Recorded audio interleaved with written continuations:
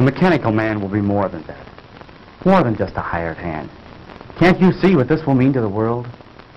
He'll relieve men from dangerous jobs in all lines of hazardous work. There'll be no more deaths from cave-ins and mines. No losses from construction men falling to their deaths from skyscrapers.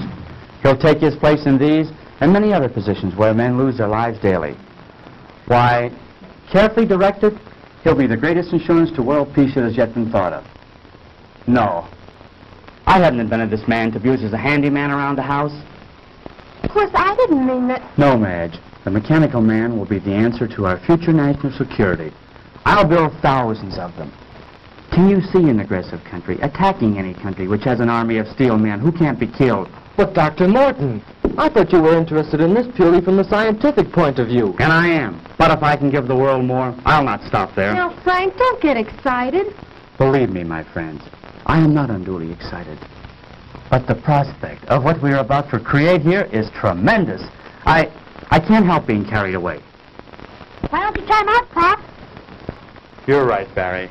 I won't let myself get carried away until we see if we really do have a mechanical man who can do all these things. You mean you're going to do it now? Yes, now. Could I help you, Uncle Frank?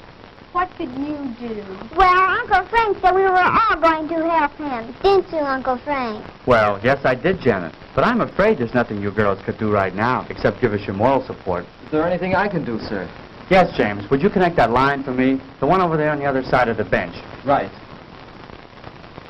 And, John, if you hold this left arm in place, we'll make that final adjustment we were about to make before Mrs. Morton come in. Higher.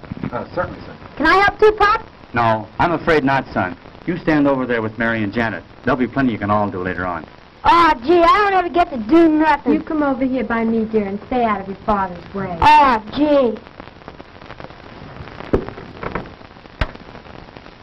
I think we've got it. That should do it, Dr. Morton.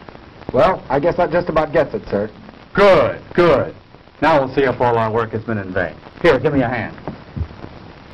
Oh, Betty, we didn't see you come in, my dear. Darling, you look so pale. I'm all right, Jim.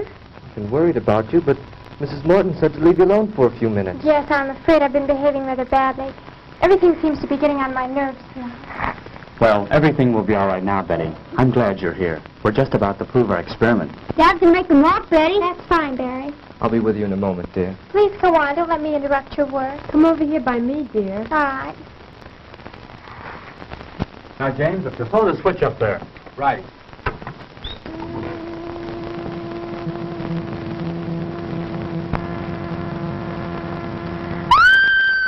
Quick, James, the switch. What is it, Betty? Tell us. It moved. It moved. Yes, I know. I was just about to set the man up and start him walking. But did you see that expression in his face? No, I don't know what you're talking about. There's no expression in his face, Betty. He's just a mechanical man. But he looked at me. I swear he was staring at me. There now, dear. You're all upset again. Come with me. Oh, I'm sorry, but I... Better take her upstairs, Madge. Give her a sedative. I will, Frank. Come with me, dear. All right. Shall I come along? No, James. I think it's better if we go alone.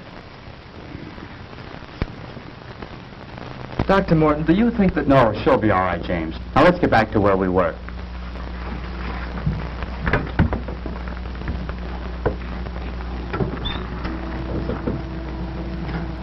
Hey, Poppy, move! I believe it's working, Dr. Morton. Oh, Frank, he does move. He does. Mary, let go of my arm. You're pinching me. Isn't it wonderful? He moved. He really moved. Now we'll see how he reacts to my directions. Oh, Frank, he almost seems human. Yes, this exceeds my wildest hopes. He's strong, too. Just feel the resistance in his arm. I can see what Betty meant now. I could swear I saw him sneer just then.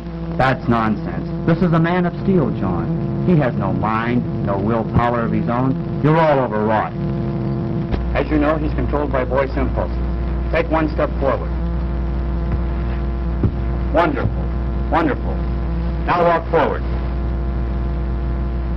Return to the bench. I said return to the bench. Stop him, James. Back. Back to the bench. Oh, so that's the way you want it.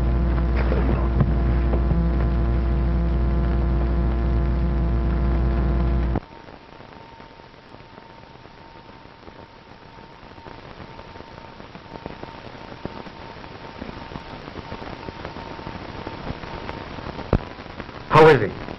Just seems to have had the wind knocked out of him. What was that? It sounded like Betty. You take care of James. I'll go see.